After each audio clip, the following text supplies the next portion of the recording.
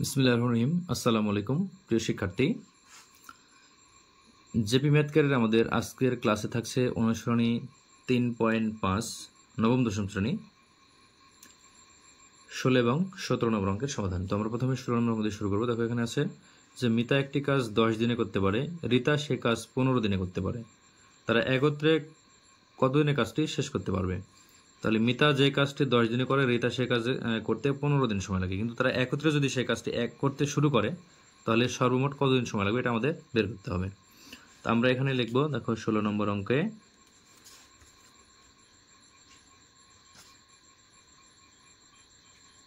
মনে করি কাজটি x দিনে শেষ হয়েছিল। তাহলে উভয়ে কিন্তু x দিনেই কাজটি করেছিল একত্রে। তো আমরা এখন রিতা এবং মিতার আলাদা কাজ বের করব, যেখানে লিখব যে মিতা 10 দিনে করে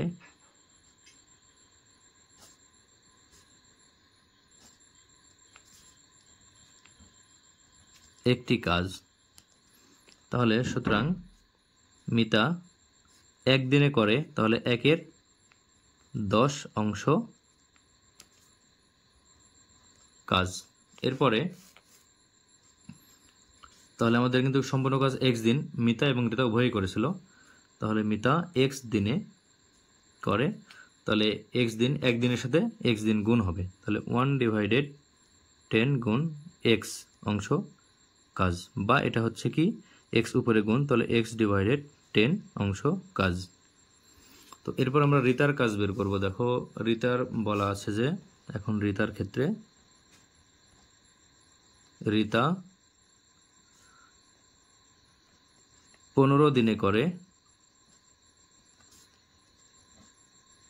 একটি কাজ। তাহলে রিতা 1 দিনে করে 1-এর 15 অংশ কাজ। তাহলে রিতারও কিন্তু x দিন, তাহলে সুতরাং রিতা x দিনে করে 1/15 গুণ, এটাও x দিন, তাহলে x দ্বারা গুণ অংশ কাজ। তাহলে এটা হবে কি, এটা হচ্ছে রিতা x দিনে করে, তাহলে এখানে হচ্ছে 1/15 ইন্টু x অংশ কাজ। তাহলে এখানে হবে x উপরে গুণ হবে, তাহলে এখানে হবে x/15 অংশ কাজ। তাহলে এটা হচ্ছে রিতার x দিনের কাজ x/10, আর মিতার x দিনের কাজ x/10, আর রিতার x দিনের কাজ x/15। তাহলে আমাদের কিন্তু এখন উভয় যে x দিন কাজ করেছিল সেই কাজের যোগফল কিন্তু 1, অর্থাৎ এরা উভয়ে মিলে x দিন কাজ করেছে, যেই দিনে আমাদের এখানে একটি কাজ সম্পন্ন হয়েছিল। তো সেক্ষেত্রে আমাদের এখন লিখতে হবে প্রশ্ন মতে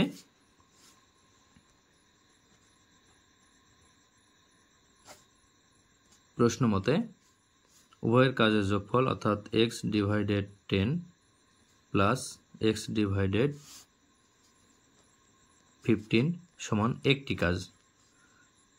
তাহলে আমাদের কিন্তু এখানে x এর মান বের করলে আমাদের দিন সংখ্যা চলে আসবে। তাহলে এখানে 10 এবং 15 এর লসাগু হচ্ছে 10 এবং 15, তাহলে 2 দ্বারা ভাগ হয় না, 3 দ্বারা ভাগ হয় না, 5 দ্বারা ভাগ, তাহলে 2, 5 দ্বারা ভাগ করলে 3, তাহলে 3 দুগুণ 6 এবং 5 6 30, তাহলে এখানে হচ্ছে লসাগু 30 হবে। 10 দ্বারা 30কে যদি ভাগ করি তাহলে হবে 3, 3 দ্বারা x কে গুণ, অর্থাৎ 3 দ্বারা x কে গুণ করলে হবে 3x, প্লাস এবার 15 দ্বারা 30কে ভাগ করলে হবে 2, 2 দ্বারা x কে গুণ করলে হবে 2x সমান 1। এখন এখানে আমরা 3x এবং 2x যোগ করলে পাবো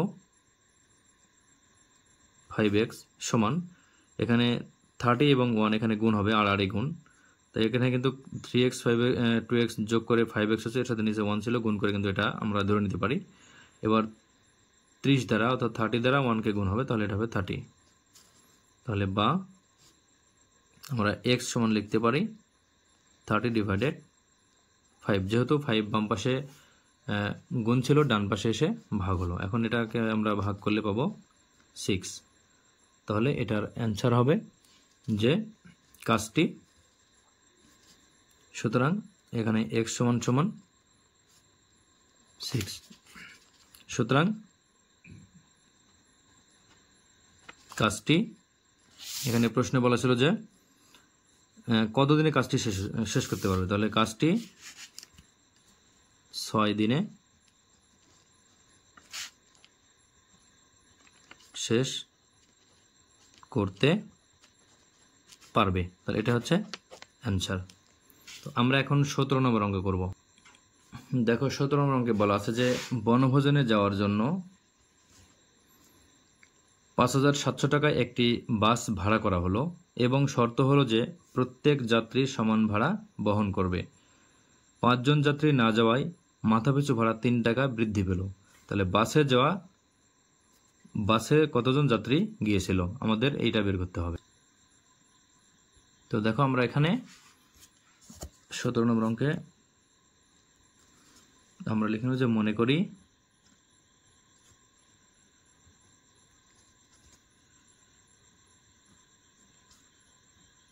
যাত্রী সংখ্যা x জন। তাহলে আমাদের এখানে মনে করি যে টোটাল যাত্রী সংখ্যা সেটা হচ্ছে x জন। তাহলে এখন প্রত্যেকে ভাড়া দেয় কত, যেহেতু প্রত্যেকের ভাড়া সমান, প্রত্যেকে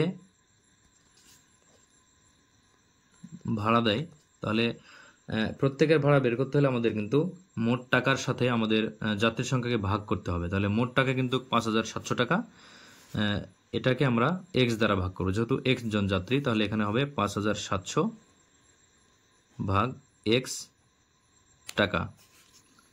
এখন এখানে কিন্তু বলা আছে যে 5 জন যাত্রী না যাওয়ায় মাথাপিছু ভাড়া 3 টাকা বৃদ্ধি পেল। তাহলে 5 জন যাত্রী যদি না যায় তাহলে যাত্রীর সংখ্যা কত হবে? তাহলে 5 জন যাত্রী না যাওয়ায় যাত্রী সংখ্যা, তাহলে আগে ছিল কিন্তু x জন, তাহলে মোট x জন যাত্রী, এর থেকে 5 জন যাত্রী বনভোজনে যায়নি, তাহলে এখানে কিন্তু আমাদের যাত্রী সংখ্যা 5 জন বাদ দিলে হবে x - 5 জন।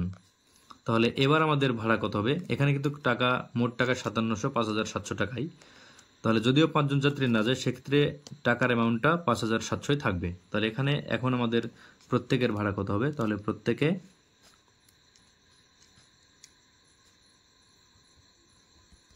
ভাড়া দেয়, এবার কিন্তু 5700 টাকা, যাত্রী সংখ্যা হচ্ছে x - 5 জন। তাহলে এটা হচ্ছে প্রত্যেকে ভাড়া দেয় এত, এটা হচ্ছে টাকা।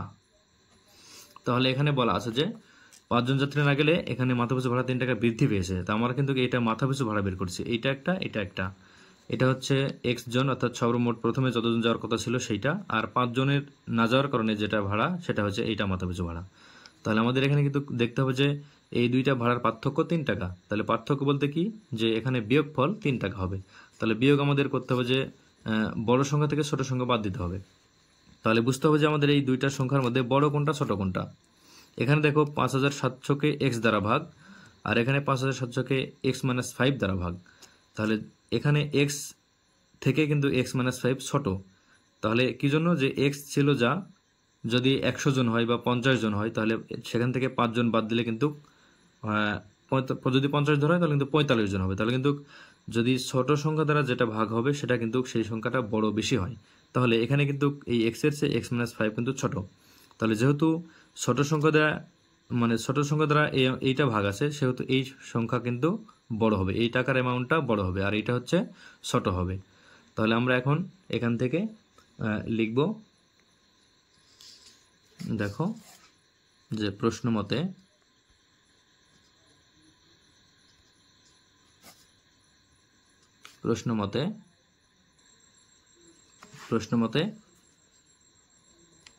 5700 ভাগ x - 5 বিয়োগ 5700 ভাগ এক্স, অর্থাৎ এটা হচ্ছে বড় সংখ্যা আর এটা ছোট সংখ্যা, এটা মাথাপিছু ভাড়া আর এটাও মাথাপিছু ভাড়া। তাহলে এই সংখ্যাটি যেহেতু বড় এবং এই সংখ্যাটি ছোট, এই দুই সংখ্যার পার্থক্য 3 টাকা বলা আছে এখানে, যে মাথাপিছু ভাড়া 3 টাকা বৃদ্ধি পেল, তাহলে বৃদ্ধিটা আমরা কি করে বের করব, যে বেশি ভাড়া থেকে কম ভাড়াটা আমরা বাদ দেব। তাহলে বেশি ভাড়া হচ্ছে এইটা, কম ভাড়া এটা, তাহলে এই ভাড়ার পার্থক্য আসছে কত টাকা, 3 টাকা। তো এখন আমাদের এক্স এর মান বের করলে আমাদের কিন্তু অঙ্ক হয়ে যাবে। তাহলে দেখো আমরা এখান থেকে ক্যালকুলেশন করে এক্স এর মান বের করব। তাহলে এখানে কিন্তু ভগ্নাংশ দুইটাই, তো আমাদের এখানে কিন্তু লসাগু করতে হবে। তাহলে লসাগু কিন্তু x-5 এবং এক্স এর সাথে কিন্তু কমন নাই কিছু, এই জন্য আমাদের দুইটাই নিতে হবে, x ইন্টু x-5 লসাগু। তাহলে x-5 দ্বারা x ইন্টু x-5কে ভাগ করলে x-5 বাদ যাবে, থাকবে শুধু x। তাহলে x দ্বারা 5700কে গুণ করলে হবে 5700 x মাইনাস, এবারে x দ্বারা x ইন্টু x-5কে ভাগ, তাহলে x বাদ যাবে, থাকবে x-5। তাহলে x-5 দ্বারা 5700কে গুণ, তাহলে 5700 ইন্টু x-5 সমান 3। তো এখন এখান থেকে আমরা গুণ করে দেব। দেখো এখানে হচ্ছে 5700x বিয়োগ 5700 দ্বারা x কে গুণ করলে এখানে হবে 5700x, এরপরে মাইনাস এবং মাইনাস প্লাস, তাহলে 5700কে আবার 5 দ্বারা গুণ, তাহলে এটা হচ্ছে 25,000, 5 7 35 হচ্ছে 28,500 হবে, 28,500। আর নিচে হচ্ছে আমরা এখানেও গুণ করব, x দ্বারা x কে গুণ করলে হবে x স্কোয়ার, x এরপর মাইনাস x দ্বারা 5 কে গুণ করলে হবে 5x সমান এখানে 3। তো এখানে কিন্তু দেখো এটা হচ্ছে 5700x মাইনাসের, এটা প্লাসের, তাহলে এখানে শুধু থাকলো 28,500। তো এটা কিন্তু নিচে 1s এর সাথে গুণ হবে আর x স্কোয়ার 5x এর সাথে গুণ হবে 3। তাহলে আমরা এইটা গুণ করে আগে লিখব। দেখো 3 into x square minus 5x সমান এখানে 28,500। তো এখন আমরা এখানে দেখো এই 3 গুণ আছে, ডান পাশে আমরা ভাগ করে দেব। তাহলে x স্কোয়ার মাইনাস 5x সমান হবে 28,500 ভাগ 3। তাহলে 3 দ্বারা ভাগ করলে হবে 3 দ্বারা 28, 9,000, এরপর হচ্ছে 15,500 অর্থাৎ 9,500 হবে। তাহলে এখানে হচ্ছে x স্কোয়ার মাইনাস 5x সমান 9,500। এখন আমরা এই 9,500কে আমরা বাম পাশে নিয়ে আমরা এখান থেকে মিডিল ফ্যাক্টর করব। তাহলে দেখো এখানে হবে x square minus 5x minus 9,500 সমান সমান 0। তাহলে এখানে মিডিল ফ্যাক্টর আমাদের আসতে হবে, কিন্তু গুণফল হচ্ছে 9,500 হবে এবং এই দুই সংখ্যার পার্থক্য হবে 5। তাহলে আমরা এটা নিতে পারি, দেখো এখান থেকে 95 ইন্টু 100, তাহলে এটা গুণ করলে কিন্তু 9,500 হয়, এই 100 থেকে 95 বাদ দিলে আবার কিন্তু 5 হয়। তাহলে আমাদের মিডিল ফ্যাক্টর 100 এবং 95। তাহলে আমরা এখানে লিখব যে x square minus 100x plus 95x minus 9500 সমান 0।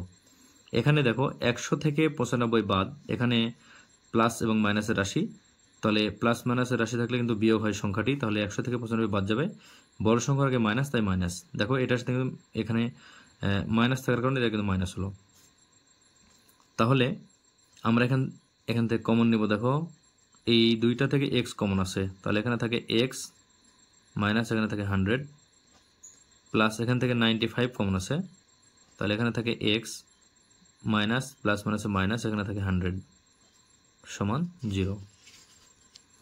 তাহলে আমরা এখান থেকে দেখো x মাইনাস 100 কমন নিব, তাহলে x মাইনাস 100 কমন, তাহলে কমন নিলে এখানে থাকে x প্লাস এখানে থাকে 95 সমান 0।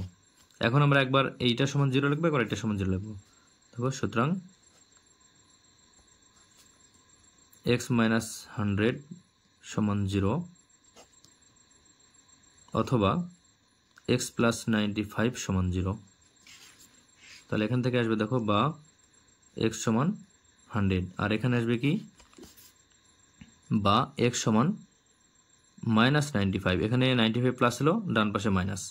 তাহলে এখানে কিন্তু এক্সের মান 95, এটা এক্স আমরা ধরেছিলাম দেখো প্রথমে যাত্রীর সংখ্যা। তাহলে যাত্রীর সংখ্যা কিন্তু কখনো নেগেটিভ হয় না, তাহলে ইহা গ্রহণযোগ্য নয়। তাহলে এক্সের মান হচ্ছে 100। তাহলে আমাদের কিন্তু বলা আছে যে এক্সটা কি ধরেছি আমরা, এক্স ধরেছি, মোট যাত্রীর সংখ্যা এক্স ধরেছি। তাহলে আমাদের এখানে বের করতে বলছে যে বাসে কতজন যাত্রী গিয়েছিল। তাহলে এখানে আমাদের বাসে যাওয়া যাত্রীর সংখ্যা কিন্তু এই যে 5 জন যাত্রী না যাওয়ায় এরা কিন্তু 5 জন যায়নি, সেক্ষেত্রে আমাদের যাত্রীর সংখ্যা হয়েছিল এক্স মাইনাস 5 জন। তাহলে আমাদের এখন বাসে যাওয়া যাত্রীর সংখ্যা হচ্ছে এক্স মাইনাস 5 জন। তাহলে আমরা এখান থেকে লিখব যে মোট যাত্রী সংখ্যা x সমান 100 জন। তাহলে বাসে যাওয়া যাত্রী সংখ্যা সমান সমান x মাইনাস 5 জন। তাহলে সমান 100 বিয়োগ 5 জন। তাহলে সমান এখানে হচ্ছে 95 জন। এটা হচ্ছে অ্যান্সার। আমাদের বাসে যাওয়া যাত্রী সংখ্যা হচ্ছে 95, অর্থাৎ 95 জন। তো এটা হচ্ছে 17 নম্বর অঙ্কের অ্যান্সার। তো আজকে এই পর্যন্তই, ধন্যবাদ সবাইকে।